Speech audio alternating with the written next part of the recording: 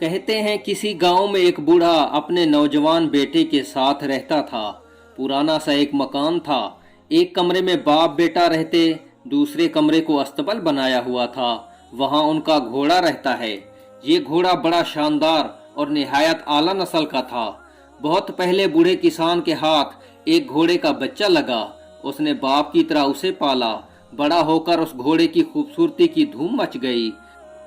दूर दूर से लोग उसे देखने आते।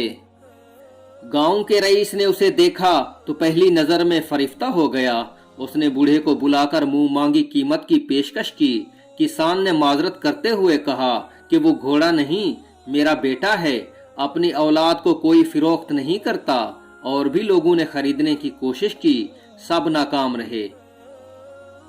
गांव के कुछ समझदार लोगों ने बूढ़े को समझाया कि तुम गरीब आदमी हो, ऐसे आला घोड़े को कितनी देर तक संभाल कर रख लोगे। अच्छी कीमत मिल रही है, बेच डालो। कहीं ऐसा ना हो कि कोई ये घोड़ा चुरा कर ले जाए। ऐसे हर मशवरे के जवाब में वो बाबा जी मुस्कुरा देते और बस बात खत्म हो जाती।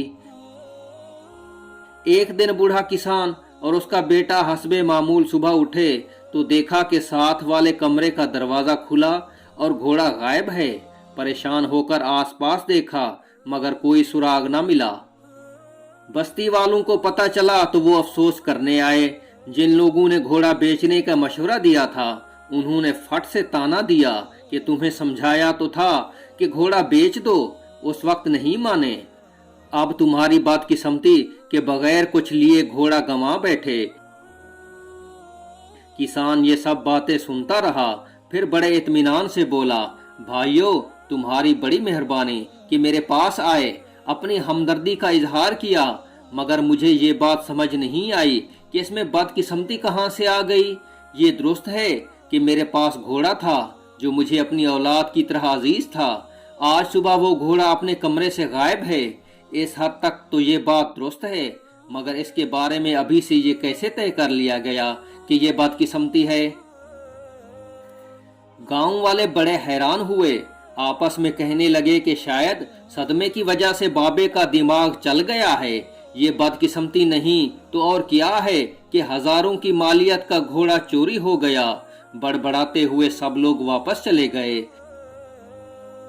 2-3 दिन बाद अचानक वो घोड़ा वापस आ गया। अपने साथ वो जंगल से सेहतमंद आला नस्ल के 21 नौजवान घोड़े भी ले आया। गांव में धूम मच गई। लोग आकर बूढ़े को मुबारकबादें देने लगे। उन्होंने एतराफ किया कि हमने उस रोज गलत बात की थी। घोड़े का चला जाना बदकिस्मती नहीं था, असल में तो तुम्हारी खुशकिस्मती थी। आज पूरे 21 घोड़े तुम्हारे घर आ गए। किसान ने हैरत से ये सब तबसरे सुने और फिर कहा, भाइयों मुझे एक बार फिर तुम्हारी बातों की समझ नहीं आई। मेरा घोड़ा वापस आ गया। ये दुरुस्त है कि वो 21 घोड़े ले आया है, मगर इसमें खुशकिस्मती की क्या बात है। गांव वाले ये सुनकर अपना सा मुंह लेकर रह गए। चंद दिन गुजर गए। किसान का बेटा इन जंगली घोड़ों को सुधारने की कोशिश में मसरूफ था। एक दिन एक सरकश घोड़े ने उसे ऐसी पटखी दी कि उसकी टांग ही टूट गई। तबीब ने देखा भाला और 3 महीनों के लिए बिस्तर पर आराम की हिदायत की। एक बार फिर गांव उमंड आया। हर एक ने बूढ़े के साथ हमदर्दी की। चंद एक ने साह गोई के साथ एतराफ किया कि बाबा जी आप ही ठीक थे। इन 21 घोड़ों का आना खुशकिस्मती नहीं बल्कि दर हकीकत बदकिस्मती का इशारा था। आपका इकलौता सहारा नौजवान बेटा जख्मी हो गया। न जाने उसकी टांग दुरुस्त तौर पर जुड़ती भी है या नहीं। आप बूढ़े बंदे हो, तमाम काम काज बेटा करता था, अब मुश्किल होगी। आपकी किस्मत खराब है कि ऐसा हो गया।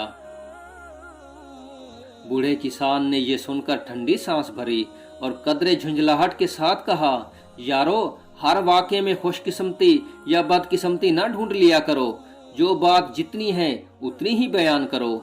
इतनी कतियत से कोई फैसला कौन राय न दिया करो। मेरा बेटा गिरकर टांग तुड़वा बैठा, इस हद तक तो तुम्हारी बात दुरुस्त है। बाकी खुशकिस्मती या बदकिस्मती का हतमी फैसला अभी होना बाकी है। कुदरत ही उसके बारे में बेहतर जानती है। 2-3 हफ्ते गुजरे। अचानक ही जंग छिड़ गई। قریبی ملک کے فوج نے حملہ کر دیا۔ بادشاہ نے جبری بھرتی کا حکم دیا۔ ریاستی اہلکار دوسرے دیہات کی طرح اس گاؤں میں بھی آئے اور بوڑھے کسان کے زخمی بیٹے کے سوا ہر نوجوان کو پکڑ کر لے گئے۔ گاؤں والے روتے پیٹتے بابے کے پاس آئے اور کہنے لگے کہ ہم تو تمہیں بے وقوف سمجھتے تھے، تم تو ہم سب سے زیادہ سیانے نکلے۔ واقعی تمہارے بیٹے کا حادثہ بدقسمتی نہیں تھا، سچ پوچھو تو تمہاری انتہائی خوش قسمتی تھی۔ ہم سب کے بیٹے جنگ لڑنے چلے گئے، معلوم نہیں واپس لوٹتے بھی ہیں یا نہیں۔ تمہارا بیٹا تو چلو 3-4 ماہ میں ٹھیک ہو جائے گا۔ بوڑھے کسان کے پاس سوائے سر پیٹنے کی کوئی چارہ نہیں تھا۔ بے چارگی سے اس نے کہا، بھائیو، اگر تم اصل بات کو سمجھ لیتے تو کبھی اتنا پریشان نہیں ہوتے۔ حاصل کلام یہ کہ ہم سب بہت جلدی کسی واقعے پر خوش قسمتی یا بد قسمتی کا لیبل لگا دیتے ہیں، حالانکہ یہ سب تصویر کے چھوٹے چھوٹے ٹکڑے ہوتے ہیں۔ ہم میں سے کسی کے پاس مکمل تصویر نہیں، تصویر کا ایک ٹکڑا ہی ہوتا ہے، اسی ٹکڑے کو ہم مکمل تصویر سمجھ لیتے ہیں۔ ایک ٹکڑا کبھی تصویر کو دوسرے طریقے سے بیان نہیں کر سکتا، اس کے رنگ تک نہیں بتا سکتا۔ ہمیں حتمی رائے دینے کی بجائے انتظار کرنا چاہیے۔ جو واقعہ ہوا ہے اسے اتنا ہی سمجھنا اور ماننا چاہیے۔